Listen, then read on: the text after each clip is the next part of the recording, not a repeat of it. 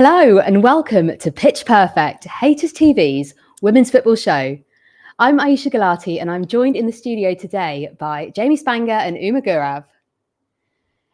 Well, we weren't going to do a show this week, but you might have heard something happened at the weekend. And I literally got back from Lisbon in the early hours of this morning and thought we've got to do an emergency show. Because, yeah, as you might be able to tell from the set, and I mean, if you don't know, where have you been? Arsenal are the champions of Europe. Wow. They beat European giants Barcelona in Lisbon to win the Women's Champions League for the first time in 18 years. It's amazing and huge congratulations to Arsenal. We were all there in Lisbon. We'll talk about it in a little bit, our experiences. But we've got amazing content, so much reaction from the players, from Renee Slegers, and much more. All of it is on our YouTube channel, Haters TV. We'll be touching on some of it in the show, but we cannot get through all of it. There is loads. Please do go and check it out. But we will kick things off with an iconic Gooner, Leah Williamson, telling everyone just how much it meant to her to go from mascot to European champion. Yeah.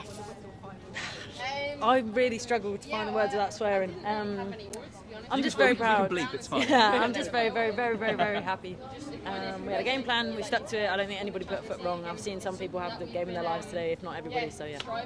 Including you, Leah, right? I'm very proud of. It's very hard sometimes to manage emotions and player first, fan second. I didn't feel very well today, actually, so I'm just very happy to get through in one piece.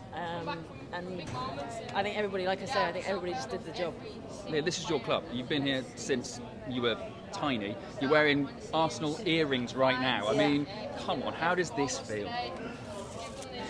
If I go back to the Euros and winning with England and the feeling of relief, today I feel more proud and I feel like I love this football club and I think this football club deserves this, and I grew up watching an incredible team, like they just won everything. They were such a force, and I've always wanted to contribute to the history of the club, and I'm happy to be part of this team that did that. Yes, she definitely did contribute to the history of the club. What an achievement. Of course, European champions. We've got a poll going, so please do get involved. The question is, what is the bigger achievement? Chelsea's domestic treble or Arsenal winning the Champions League? We would love to hear your thoughts. Please do get your comments in, vote in the poll. We'll keep you updated. But we've got to get to the match action, guys. How good was that match on the weekend? And question, how did Arsenal manage to beat Barcelona? I just want to preface this with the fact that I'm so sorry my voice is half gone. Yeah. It's been the craziest weekend of my life in Lisbon, but the game was sensational. I think the biggest question that everybody asked was when Renee Slegers put out her lineup, would it be to cater for Barcelona's strength or would it be to play the Arsenal way? And she went with the same lineup that she's been putting out for months and months. It was that midfield that we were a little bit worried about with the vulnerabilities. And she said, we're going to play the Arsenal way. We don't care that you're Barcelona. We're going to play the Arsenal way. And from minute one, every single player on the pitch was giving 110%. I think we said a couple times Barcelona had to be a little bit off, Arsenal had to be perfect, and there had to be a lot of luck. And there was luck. Claudia Pina hits the bar. There's a few deflections that go the right way. But wow, I just think it was nothing but grit. It was nothing but passion. And the way that Renee Slegers had that team playing was just phenomenal. I also do just think, I know not everyone will agree with this, but I do think Arsenal were the better team. And yes, a lot of that does come down to playing, but sometimes it's actually about more than that. It is about mentality. And, people will say, Barcelona are the more skilled team, they're still better. But actually, playing football isn't always about that. Sometimes it is about who steps up in the big occasion. And to be honest, like when that own goal, I know it was disallowed, but when that went in, you sort of just sensed, like when that went in, I did think Frida Maanum had strayed offside a tiny bit, but you just got a glimpse there that I think Barcelona's mentality wasn't quite there that day. They were rattled. Arsenal had come out on the front foot. I was disappointed that they weren't already leading at half time because I think they had a great couple of chances. And the only part where I was slightly worried was the beginning of the second half. But defensively, I think that's where Arsenal won the game. Yes, the goal was fantastic, but that defense was on fire. Like you said, they just played out of their skin, which is what they had to do. I mean, keeping a clean sheet against that Barcelona side, right? Amazing effort. Huge kudos to the back line, to Daphne van Domselaar. But it also felt like Barcelona were a bit off it, like their decision-making in the final third just wasn't quite there. They actually looked nervous. Did that sort of play to Arsenal's advantage in the fact that everyone was just like, Barcelona are going to win. So almost the pressure was so on Barcelona, and Arsenal were just able to like go and do what they do. Yeah, I don't know. And I suppose this is something that psychologists will study for many years to come, and they'll never maybe get to the bottom of it. But maybe there is something to be said for going into a final and everybody expects you to win. And, you've got nearly 75% of the fans are on your side. Technically, the conditions should be in your favour. That was something I was really worried about. They were playing at 5 p.m. It was boiling. We were sitting on the side in the sun, and I don't know whether you were like low enough, but you just completely were in the blaring hot sun. It was like 27, 28 degrees. And I was thinking, really hot. For the players on that side of the pitch, that's really hard, especially for the Arsenal players, because they'll not be used to that. As everybody in England knows. What are you talking about? North London is balmy. Yeah, gorgeous today. Yeah, like when we got caught in the rain a couple of weeks ago. But then for Barcelona's side, obviously they're more used to that. And then you're thinking, the fans are on Barcelona's side. But something, like you said, they just looked nervous. And I don't know whether it was to do with the kit. I mean, you were telling me about this. I didn't realise that Barcelona had been meant to play in the green kit, which you can see behind me. But yeah, obviously ended up playing in the other kit. But maybe it's just all these things. They just contribute and suddenly the time's right. It's the story of the underdog. Football is full of underdog stories. And like Uma, you called it a couple of weeks ago, but it's about how this Arsenal team have come out. They've believed in themselves when no one else believed in them. Pundits, media, fans. They said Barcelona, as you would, the European giants that they have. Eva Payet scored 42 goals this season. Leah Williamson and Steph Catley have just conceded, I think, 12 in 3 games domestically. So there's a little bit of threat right there. But when a team believes in themselves and the manager believes in themselves and no one else does, it basically gives you a free hit in a final. And Barcelona, I agree, everything led up to them. I was speaking to Barcelona fans in Lisbon that day and they said there's only one outcome. And that's got to trickle into your squad, right? When you're looking at Arsenal and you're showing this complacency, it gives the side any ability to just go in and take a free hit. Yeah, absolutely. Well, you mentioned there how good the goal was. It was, of course, super subs, Beth Mead and Stina Blackstenius, who loves an important goal. And it was them who linked up. So credit to the super subs there. Credit to Renee Slegers. And I actually caught up with Beth Mead in the mix zone following the match. Congratulations. What was your thought when Rene said, I want you to go on now? It was a really tight game. I think there was a lot of momentum in both teams, and ultimately as a sub you come on to make a difference, and I think me and Stina did that today. And talking of Rene and making the right subs the right time, how much has she given you guys, this club, this season? Yeah, I mean, she's been obviously amazing. We've obviously put our full trust in her. A bit of a sticky start to the season, but look at us now. So hopefully we're in a good place setting into next season. And what was the first thoughts that crossed your mind when that final whistle blew? I don't think I quite believed it, and then a lot of tears came quite quickly after that. Very proud of what myself and the team have been able to do today. You should be, and enjoy that big I've bottle. not had a chance. I've just had to do doping, so this is my first chance to get You need to get through that whole thing. Yeah, I will be, don't worry. Thank you. Congratulations, Beth. Thanks, guys. Thank you. I hope she did get through that whole bottle. I'm sure they did over the course of the weekend. They deserve to have a good time. Well, Beth, they're so proud of the players, of everyone. I'm going to actually just have a quick check on the poll and how that's doing. We've got 93% for Arsenal Champions League being better. We've got Kucha Criminal saying Invincible Treble is better. We've got Adam Salter 93. Shout out to Adam, fan of the show, who has said, shout out to the chat, who overwhelmingly predicted Arsenal would win as early as the semi-final stage. Very true. That chat in YouTube for the show was definitely saying that. A question to you guys: the super subs. We heard from Beth there, Stina. How good was that, and how much of that can we credit to Renee Slegers and her game plan? As a manager, you just can't get any better than that. And I think it's sometimes so hard to tell how much a manager's contributed to a win, right? Because they're not on the pitch. But when you make 2 substitutions literally like seconds before they score the winning goal, it doesn't get better. And we were talking about how it's obviously Stina Blackstenius maybe hasn't the best season, but also Beth Mead. I think she'll have been really disappointed not to have started that game, as she, I think, will have been disappointed not to have started a lot of games since Chloe Kelly came in. And it is a difficult situation because I don't think Chloe Kelly had the best game in the final, of course, but she's been good throughout the rest of the season. And, for Beth Mead, I guess now the questions turn to what does the future hold for her? Is it at Arsenal? I'm not 100% sure that it is.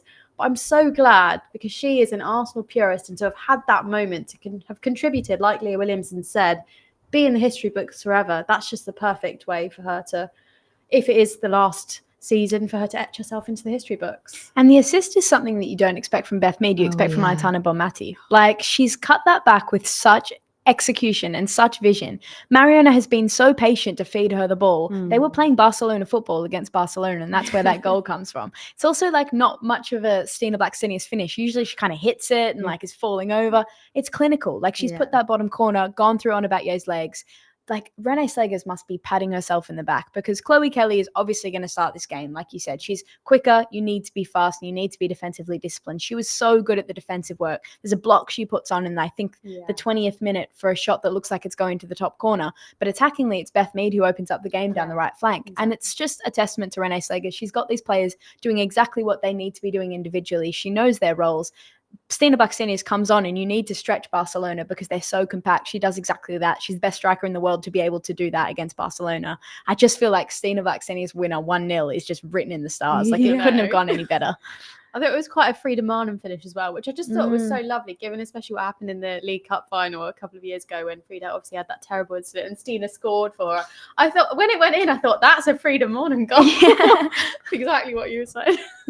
Yeah, no, kudos to Stina with another important goal for Arsenal. She does love that. We've got some more comments coming in from Josh. How good is Caitlin Ford? I feel like that's rhetorical, but I want you guys to answer how good is Caitlin Ford. She's sensational. She's absolutely sensational. I don't have the words for Caitlin Ford because last season she was very, very down and out. A lot of the players in the Arsenal squad were. And there were questions around her future. She's at the top age of that squad right now. She's a real leader in the just the ranks of it, basically. But the fact that from minute one, I was actually looking through the 15 games Arsenal played in this Champions League game, and it was the first game of their campaign against Rangers. A 6-0 win at Bournemouth, and she scores 4 goals. She finishes off in Lisbon with such a good performance. Her defensive discipline, the way she stretches Barcelona, she basically makes Ona Batlló, who's one of the best fullbacks, if not the best right back in the world, other than Emily Fox, look like she doesn't really know where she's going. So Caitlin Ford, Chloe Kelly, the ability that Renee Slegers has to just switch them on the flanks, it rattles the defense of Barcelona. Yeah, I love Caitlin Ford so much. You know what? Something you've just said there made me think. I think every single player who was on that pitch for Arsenal, I know they all had their positions, but it felt like all of them were playing everything. They were all attackers, but they were also all defenders. And Caitlin Ford sums that up perfectly because, yes, I know she's this great attacker, but she looked like a fullback who was just like, I'm not going to let you pass. There was like a wall. Leah Williamson was literally a brick wall. But then you've got the support from the likes of obviously Emily Fox, but also Caitlin Ford and Chloe Kelly, who were just like, I'm not going to let my defenders down because I'm here for you. And it worked.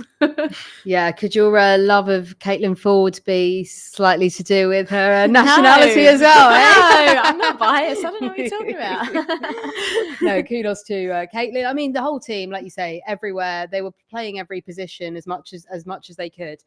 We've got some more comments coming through. Please do keep them coming in. We love to hear from you.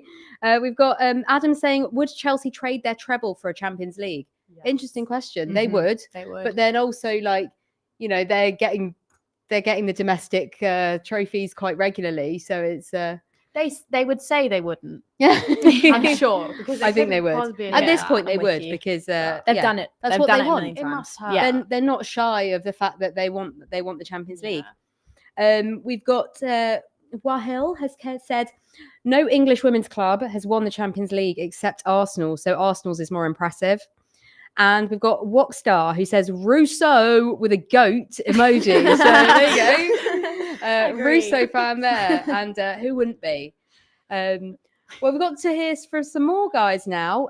We've got a clip from Renee Slegers This was from Monday. They did a trophy lift. Some of you may have been there. I know some people in this room were there. But yeah, so we were able to catch up with Rene at the trophy lift to hear just how much this achievement meant to her. I think I can't take it in. Of course, when I came to Arsenal in my assistant coach role, I was very proud of coming to Arsenal, and I saw the potential in the league and the club and in the team, and it's been great from the start. And of course, as a sports team, you have to deliver all the time. You have to deliver in your games, but you have to deliver every single day in everything you do. And we've had our challenges, but I'm so proud of how we got things together to a point where we could deliver the best performances in the critical moments like yesterday, and very proud, and this gives us so much belief moving forward. But we also understand how much work we had to put into this and how much work we're going to have to do. Rene really struggling to speak there, quite hoarse, almost as hoarse as Jamie. I'm not sure who's hoarser there. But Jamie, you were at the trophy lift. Tell us a little bit about that and how that was. There were thousands of people just in the street. That video is way after the players had left, so it doesn't do the crowd justice. I woke up, I was in Portugal at 3 a.m, hit the airport, landed at Gatwick on the train. Obviously the train goes straight to Finsbury Park. It was great.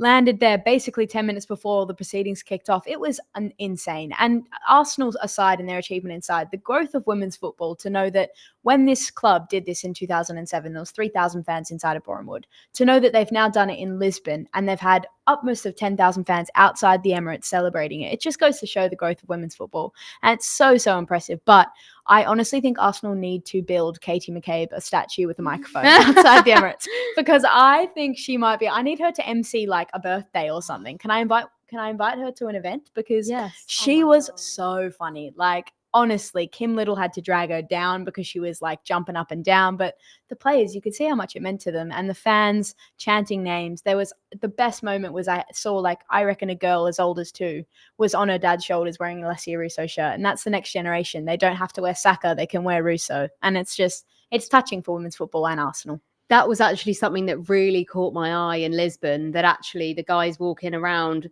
the city weren't just wearing the men's shirts, they were wearing women's shirts. They all had women's names on the back. It's amazing to see, and like you say, a testament to the growth, and especially Arsenal, who have put a lot into growing their women's side, and they deserve this success, and the fans do too, because like you say, it hasn't always been this big, it hasn't always been like this. So yeah, amazing, and long may women's football continue to grow in this country. We mentioned Katie McCabe there. I've actually got a stat for you for Katie McCabe. She played 1,296 minutes during Arsenal's Champions League campaign, and it's the most ever recorded in a season. I saw someone on Twitter said, on social media said, Katie McCabe runs marathons to relax, which is so true. She's a tank. It's insane. Yes, and like you say, she was in good spirits. Yeah, she had a few. She was certainly a few. Good for her. That's the number of I would minutes she's beat probably it. celebrated for, isn't it? Yeah. Well, based on the video. Yeah, well, she got a hero's welcome at the Ireland camp as well. So A bottle of water. Bottle of water. So iconic. So you think? Yes, she needed that one. Well, talking of McCabe, another fan favourite is Chloe Kelly, and I was lucky enough to catch up with her. Actually, before I show you this clip, I want to give you a bit of context to the mix zone and how it worked on Saturday night, because as you can imagine, the celebrations went on for ages on the pitch, like more than an hour. The family coming on, them having loads of great fun, music blaring. So it was about 2 hours after full time before we were able to speak to any of these guys in the mix zone, because they'd been celebrating on the pitch, then they went into the dressing room, we were hearing all this music blaring, and they were just having the best time, and rightly so. So we were happy to wait. But I was able to catch up with Chloe Kelly, and here's what she had to say. I'm on cloud nine right now. I'm just so grateful for Arsenal Football Club. I was ready to take a break from football in January, and to be here now, it's crazy. How are the emotions? Yeah, very emotional. I'm just grateful. Renee Slegers, what a woman. You, like you said, we're going to take a break in January. You had enough. How does it feel then to go from that low to the high you're on right now?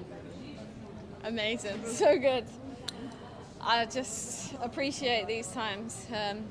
This club is a great football club. The girls are unbelievable, and this is what this club deserves. So much success, and hopefully for more. This is potentially going to be your last game at the club. How are you feeling about the contract situation? I'm feeling relaxed. If this is my last game for Arsenal Football Club, I'll forever be grateful for what they've done for me in my career. It's hard to put into words, but I hope for more. The fans who came, they travelled, they were in full voice. Just a word on them and how brilliant they've been all season. The fans are amazing. Here in North London forever, and our fans singing that. And then at the end to be singing that we're champions is special. This is for every single fan. Whether they're at the Emirates cheering us on, whether they're here in Lisbon or they're sat at home. Yes, lovely to hear that from Chloe there. And I've got some comments in, a lot of love coming in for Chloe Kelly during that clip. We've got Tyrrell Gunner TV, Kelly needs to stay. Walkstar saying definitely keep Chloe. 170 Gunner, just stay in capital letters. Of course, this is the hot topic of conversation with Chloe Kelly. She clearly loves the club. She clearly loves playing for Arsenal. She's making a difference. But she was on loan from Manchester City. So what's next for Chloe Kelly? I mean, it's actually quite emotional seeing her speak. Honestly, it's just so incredible to see someone that happy after what we all know that she's been through. And it must have been so difficult for her. But, it's interesting after the game. Like you were saying, I don't think I left the stadium until like 10 p.m. or something ridiculous like that. But Chloe Kelly came up to the fans a couple of times and they were chanting at her to stay. And I don't know if this is an indication of what's to come. I hope it is. But she did a cheeky little point and like staying here. So unless she's being really, really cheeky, hopefully she's found her home again, because look what she's achieved. And more importantly, she seemed happy even before they won this trophy. And for a player, that's really all you want. I know that the trophies and the accolades are important, but at the end of the day, as a person, you need to enjoy what you're doing. That's what all of us want to do, right? And I think she's found that.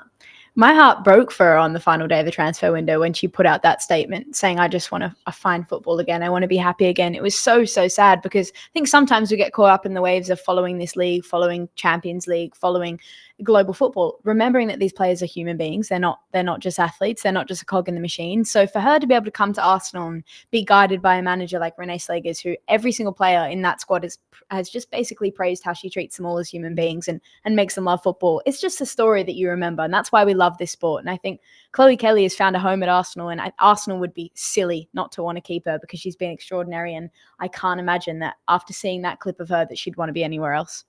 Yeah, she's used that word home quite a bit, actually, when she talks about how she feels being back there. We've got a few more comments coming in. We've got Nuances of Fate, who said Leah was the best player in the match. Mariona may have been player of the tournament, though. Maybe let's touch on Mariona. Of course, made the transfer from Barcelona to Arsenal. I asked her a few weeks ago, are you going to be the lucky charm or the winning charm? And she was a bit coy. And I was like, well, I think I was right on that one, because you are. What do we make of Mariona? Maybe not Saturday, but just throughout the tournament. Serial winner. They should rename the competition. Like, she's won it 4 times in a row. It's ridiculous. Like, she's come into away from Barcelona into Arsenal. Obviously, it wasn't her best game on the weekend, but what she's given to this Arsenal side is she's raised the level of every single player in that squad. And we've said that time and time again on this show about how she's made Arsenal better just by being there. But there's a goal against Real Madrid. There's that massive goal against Lyon. She's played an instrumental role. I don't think Arsenal would be in the Champions League final without her, but it wasn't just about her on Saturday. And I think that's why it was so special. Every single player was sensational. She was probably one of the most quiet performers. But Mariona Caldente, where can we start the Ballon d'Or search? Like, when are we making that a thing? Because I'm ready. There's 2 nominations for Jamie. Yeah. That's it. Exactly. Adam Salter. Oh, exactly. Adam Salter agrees. Mariona for Ballon Start d'Or. the There we go. Do keep voting in the poll as well. We have 92% currently saying that the better achievement is Arsenal winning the Champions League. Let us know. Is it the domestic treble for Chelsea? Is it Arsenal's Champions League? Do keep voting. Do keep getting your comments in. And as you might have heard, we were all at the game on Saturday. We've actually got some nice pictures to show you.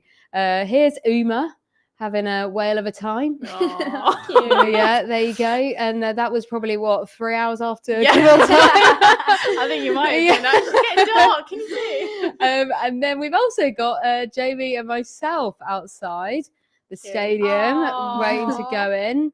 What a stadium, by the way. What a stadium. God, yeah, it was really cool. lovely. I liked how the gates were named after they had pictures of famous players, and number 7 was of course Cristiano Ronaldo, Sporting Lisbon legend. Okay, we've got another comment from Donkey saying Rene is getting a contract extension. You can bet on that. And actually, let's talk a little bit about this, because she came in October as interim manager after Jonas was let go. What a turnaround she has had. She wasn't even given the full-time role until earlier this year, and now she's up there with the absolute best of the best, creme de la creme of Arsenal. Do you think Chelsea are going to try and sign Renee Slegers now? We want to win the Champions League. We're getting a proven because winner. she wasn't even a manager. She had no managerial experience relatively, and she's just come in and I honestly do not know what she's done. It needs to be studied what she did, especially in that 2-week break when they kind of finished the regular league, and then they had that break and they reset. And I don't know what she must have said to them. I don't know how she connected with them. She's not that much older than them, so maybe there was something in that. But whatever she's done, we were talking about the way she turned up, just so casual, relaxed, her outfit, looking great, and it just worked. And I think that's such a kind of life lesson, isn't it? You can do all the preparation in the world. You can be the manager who's won something 100 times, but sometimes it just takes that special someone who comes in and connects with people on that level. And actually, that's all you need. Exactly. I've as someone that's watched Arsenal for a long time, I think a lot of Arsenal fans have said Joe Montemurro was brilliant at getting players to play that they wanted to play, to kind of unlocking the personalities of the footballers. Jonas Eidevall was really good at a micro tactician. He was really good at the tactics and sorting that out, but he wasn't good at the macro emotion stuff that Joe was. It was about finding a manager that could do both. And the fact that she was sitting there as the assistant coach, she's only been at the club for less than 2 years now. It almost feels like the stars aligned because she's so good at both. Like you said, she outclassed Barcelona from the dugout. Her tactical work on Saturday was superb. But the way that she's got these players falling in love with football again, Arsenal must be just, wow. What a recruitment. Who would have said in September 2023, our new assistant coach is one day going to take us to a Champions League, and only in 18 months' time. It's amazing. Mic drop. It's honestly, it's what dreams are made of, really, for her, and you can see that she's been so focused all season, and it was just so nice to see her sort of let her guard down a little bit and just be like, "Oh, okay, party time!" I've done it. So yeah, shout out to Renee Slegers, a lovely person as well, and clearly incredible manager. So definitely not the last we'll be seeing of her, and long may she stick around in the WSL. Got some more comments coming in. Thank you so much for your comments. Do keep them coming. James Furl has said Leah Williamson played like she was possessed. Absolutely incredible. Wayne Francis, Rene beat the best team on the planet. PFX, Katie McCabe is radioactive. And this one may be a question for you, Jamie, actually. Agba James has said, I know Sam Kerr is highly rated in the WSL, but I don't think the Aussies rate her higher than Ford. What do we think? 100% agree. I have this conversation with people. Sam Kerr is the best Australian to ever play in the WSL. There's no debate there. However, for a national team country, Caitlin Ford has been the best player we've had for a decade. It's something that I guess you wouldn't expect, but for national team, Sam Kerr's nowhere near at the level that she is for Chelsea, whereas Caitlin Ford has been there, played in the 10, played on the wing, played in the 9. So yeah, I agree with that. Nice. We've got a comment from Maurice Otieno who says, Aitana Bonmati to Arsenal, here we go. It's Mariana Caldente. Why are we stopping there? Let's get them all over. Do you know what? It's a good point, though. Winning the Champions League, showing what you're made of. Surely that's going to attract some... They've already got incredible talent, but surely this is going to make them even more desirable a club to come and join. Yeah, and you know what? This is the important thing. And look, we're going to celebrate for a few more weeks, I'm sure, but Arsenal, I'm sure, already behind the scenes will be thinking about this because, yes, it's great to win a Champions League. But as we all know, things change even from season to season. Look at Man City men and what happened over the last season. If Arsenal want to do this again, and I think next season, they are going to be looking at the WSL because that's the thing that's eluding them. I think that's their Champions League that in the way that Chelsea think about it. So now it's about who do they need to sign to make sure they can sustain that level of playing over a whole season. And maybe that is Bon Mati. I wouldn't mind that. Let's get her over. Imagine Bon Mati at Chigwell Construction Station. Oh, I love that. Yes. Come on over, Bon Mati. We're waiting for you. Well, talking of another legend, not quite Bon Mati, but Lotte Wubben-Moy.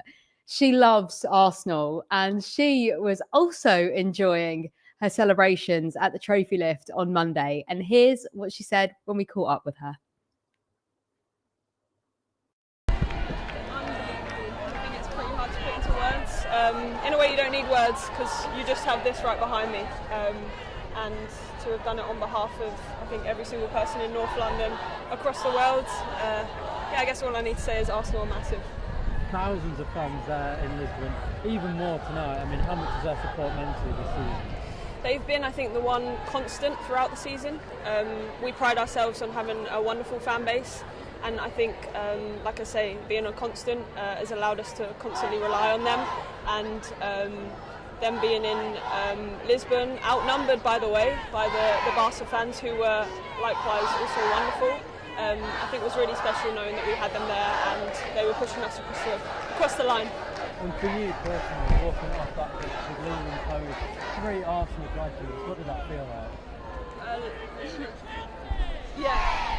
Chloe and I were actually reminiscing. We would get on the train at Potter's Bar, or to Potter's Bar, and get the bus to training.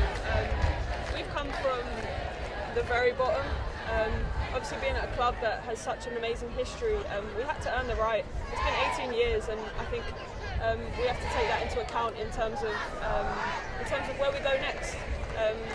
Our history, our new history that will come before us. This is a new phase, I think, of Arsenal women, and we're going to carry that flag loud and proud, and we're going to be leading that. Yes, she truly does love the club. And really nice to hear her say there about her going literally from the bottom of Arsenal to the top of Arsenal alongside Leah, Chloe. Like, wow, amazing stories. And so lovely that they could all celebrate together at the weekend. And as a reminder, those are just shortened versions of the clips that we have in full on our Haters YouTube channel. Please do go and check them out.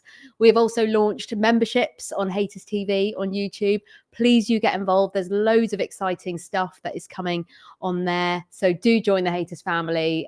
We'd love to see more of you. And yes, we've got some more comments coming in. Really, a lot of love for Arsenal coming through the chat today. So do keep it coming. We've got a shout. We've got Pinky, who actually messaged me earlier this week and says they're watching from Durban, South Africa. So huge shout out to Pinky, leaving work early to come and get this show. Really, thank you for watching. But Pinky has said, if there is a defender that could win a Ballon d'Or, it would be Leah Williamson. But we know how rare that is. Very unlikely. But yeah, I mean, why not? Why not? Do you want to start that one as well, Yeah, Jamie? maybe I should just start making like change.org petitions for all the Arsenal players. All of them, all the Arsenal players, they all deserve it. But yes, if like Pinky, you guys are watching anywhere else in the world, please do drop us a message. We'd love to know where you're watching.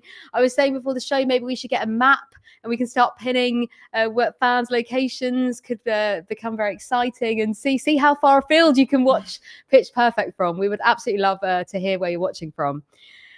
Well, someone else who loves the club, we were just talking about Lotte, Kim Little. It would be remiss of us not to mention the Arsenal captain. How brilliant was it to see her finally lift this trophy? We've had a lot of love for Kim Little on the show the past couple of weeks, haven't we? And we even talked about how incredible it would be to see her lift the Champions League trophy. And then suddenly it's like a dream come true. You're actually just watching before your eyes. And again, she had some really important moments during that game. Again, defensively, I think there were some the moments where you're thinking, oh, how is this going to go? I also think she had a moment where she could have scored and you could see the emotions get the better of her. But just for her, I can't even imagine what that moment must have been like to lead your club out and to win a trophy that so many people just said you couldn't do it. And to prove them all wrong and to beat the best team in Europe. Barcelona are the best team in Europe and you've beaten them. Does that make Arsenal the best team in Europe at that moment? Yeah, I think it does. And for her, she's been a huge part of that. And God, she deserves it. I spoke to Kim Little before the season started, before that Man City game at Emirates Stadium, and I said, like, reflecting on your career, you've basically done everything, but what's left? And she said, I want to win the Champions League with this club. And Leah Williamson spoke after the Lyon game and said, this is a player that's deserving of 7 or 8 Champions League titles. She's one of the best midfielders to ever play the game. It brings a tear to your eye. I think it was a really nice moment before she goes up on stage to get the trophy and her medal. Ayisha Gulati like pulls her in for a hug, and it's kind of like respecting game in that way, where you've got 2 of the best midfielders we'll speak about for generations. But Kim Little, like, what a player. It's so nice to see. And again, like, we've spoken about Renee Slegers all day, but the way she's managed Kim Little this season, you often see Jonas Ideva play Kim Little to the ground. It gets to January and she's injured for the rest of the season. She's like, Renee's come in and played Kyra Cooney-Cross. She's played these young players. Kim Little was ready to take that Champions League charge by the end of the season, and she was fully fit. 90 minutes against Barcelona's midfield in 28 degrees, like at age 35. What a player. Unreal, and so humble too.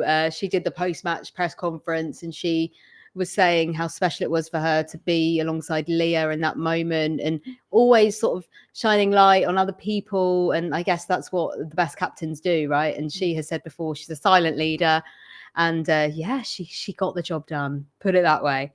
Let's see, we've got some more comments coming in. Anwar Kazam says, I think Arsenal were a team on a mission.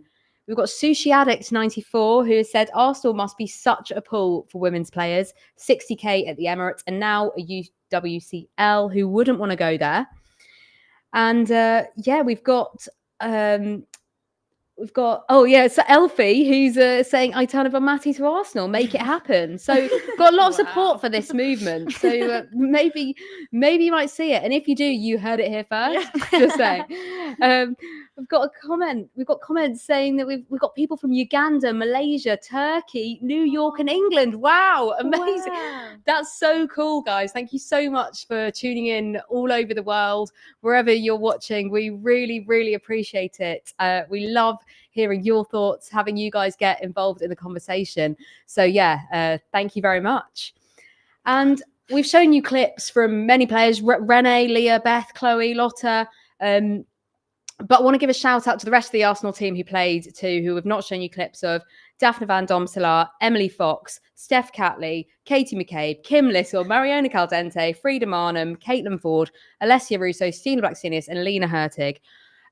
Of course, the rest of the players who were in the squad, the staff, the backroom staff, all of those guys who were involved in this historic moment. You guys have, really made a legacy at Arsenal in women's football in this country. So, huge congrats to everyone involved. Well, I think that just about wraps up our Arsenal segment. Just about. For now. Talking about it for ages, I mean, not quite, not wrapped up overall, but like Uma says, she'll be celebrating this one for a few more weeks. She hit all the nightclubs in Lisbon. Someone didn't make their walking tour. Yeah, someone didn't make their walking tour, correct. Yeah. Anyway, moving swiftly on. Oh, well, the other big story in this week's news, you might know from the shirt that we've got hanging up behind Jamie, and of course you will have seen that Mary Earps has resigned from international football. So sad news, I'm sure we'd all agree. Uma, did I hear you saying earlier you were crying yesterday? Tell us what Mary Earps has meant to you as an England fan. Oh, it's hard to sum it up, and it's actually strange because last week, it was only last week that I actually had the absolute pleasure of meeting Mary Earps for the first time and interviewing her. And actually, strangely enough, the biggest Mary Earps fan that I know is my younger brother. And it was actually his birthday yesterday. And last week when I interviewed Mary Earps, I interviewed her, had a great interview speaking about the Euros. And then I asked her to sign my brother's shirt. Oh. And she wrote a beautiful message and she wished him a happy birthday.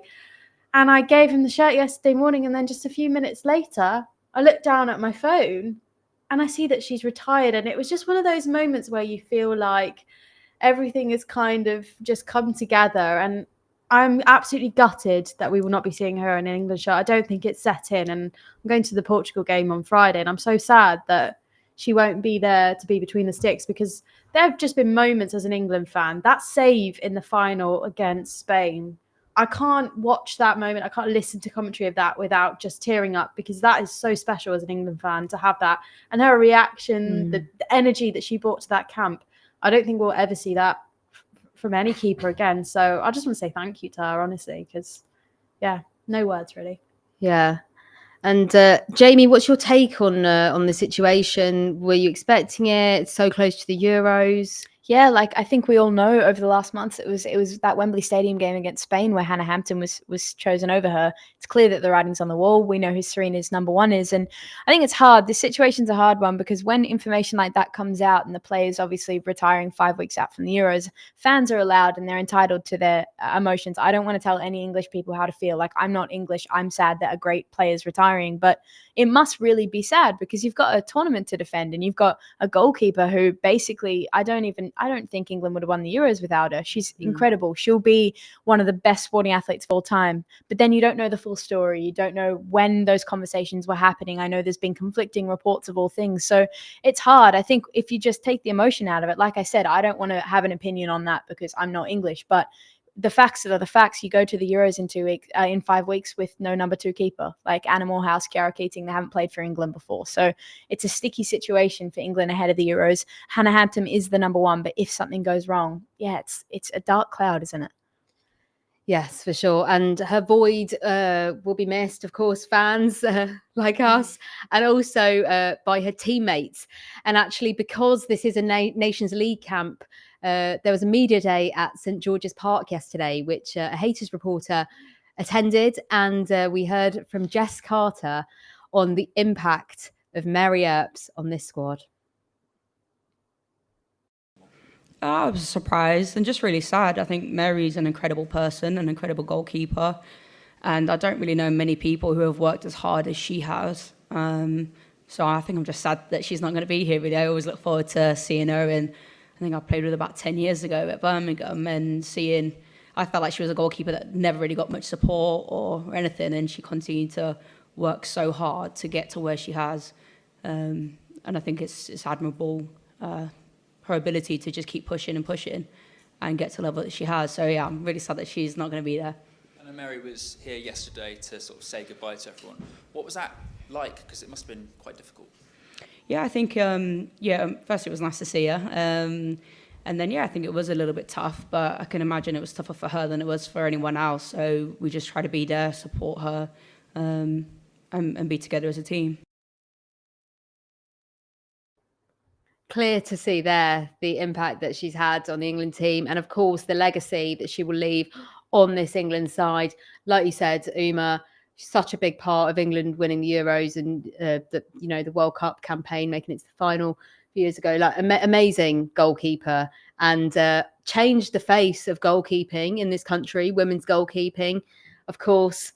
Getting the shirts printed was massive. She won Sports Personality of the Year.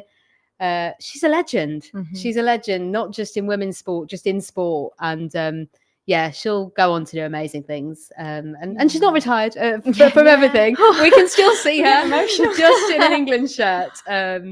Yes. But, it's interesting. And I completely think everything that Jamie said is completely true. And there will be fans who'll be really upset about this. And I know that a lot of people are angry about this, and they think that this is motivated, solely by this thing of her not being the number 1. And to be honest, that might well be true. But I just think something that Jess Carter said there about Mary Earps not having had much support, she thought, over the years.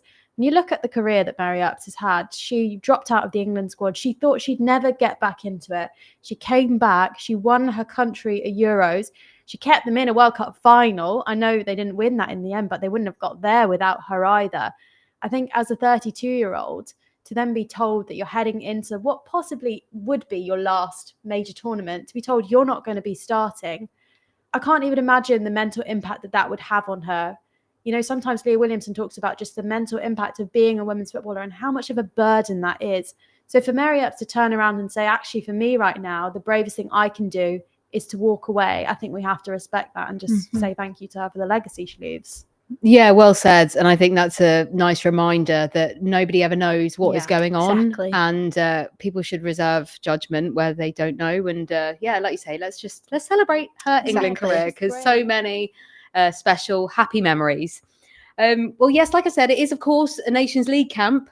So let's talk Nations League before we wrap things up. England will face Portugal on Friday at Wembley, and then Spain next week in Spain. The last bit of competitive football before the Euros. What do we think? What can we expect?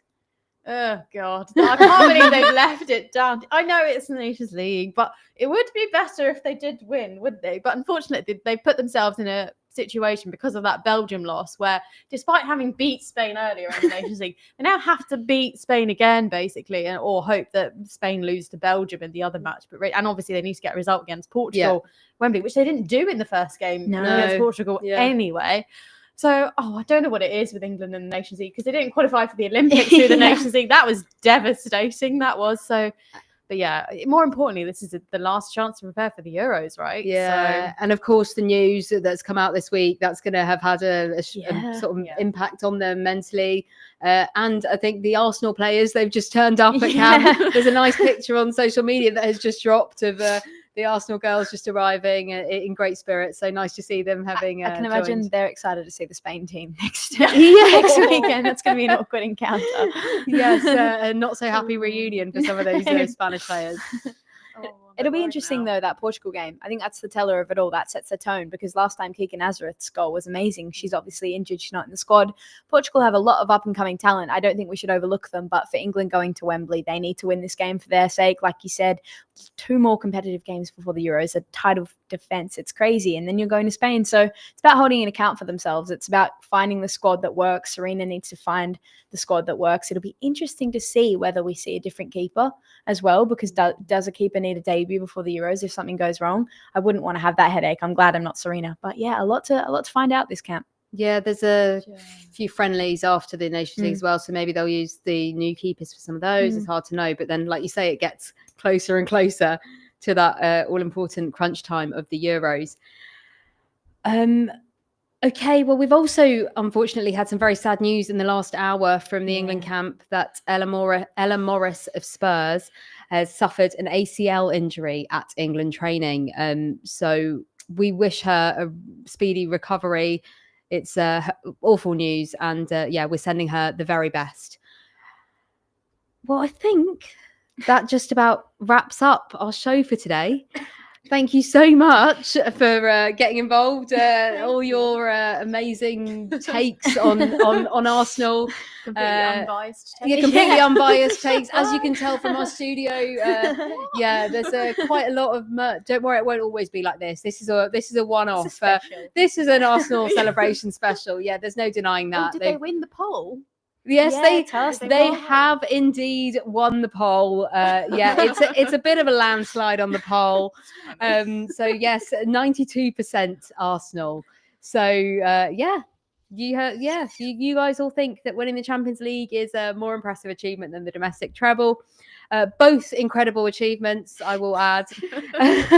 And ironically, like we said, it will be Arsenal going for the WSL next year, and it will be Chelsea going for that Champions League. They both will desperately want those other things. So should be an exciting season. Want what you don't have. Always what we don't have. And do you know what, actually, from the Mix Zone interviews, from speaking to all the guys, it was so interesting. Like, you just have won the Champions League, the pinnacle, and so many of them were like, well, next season, we've got to come back next season stronger. And it's like, wow, like, do you know what? That is their mindset. They are just winners and mentality monsters, and they just want to keep going and keep improving and just the next thing. But yeah, I hope that didn't stop them celebrating. I don't think it did. But thank you guys so much for watching. We've loved your comments, as always. We've loved hearing from where in the world you are watching. Please do continue that conversation. Keep drop us a comment on Instagram at HatersWTV. We would love to hear where you watch the show from. Like I said, I'm going to actually start a map, so watch this space. That's coming soon. We will be back for more Pitch Perfect a week on Monday. So that is Monday, the 9th of June. And that will be previewing the Euros. We're getting closer to it. It obviously starts in July, so not long to go now. Lots to look forward to. Hope you all enjoy the Nations League in the meantime. And thank you for watching, and we'll see you next time.